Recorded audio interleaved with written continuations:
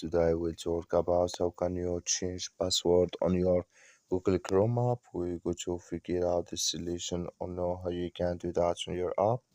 So all you have to do, so you just go above your photo profile, click on it here. So then it's going to take you to this list here. So then it's going to show for you a list like this. You click here on manage your Google account. Just click on it here. So then it's going to take you to this list here. Then all you have to do, just click here on personal info, just click on it. When you just click on personal info here, it's going to take you to this list. Then all you have to do, just go down here, you keep going down. So then you come here to password, just click here in this sign.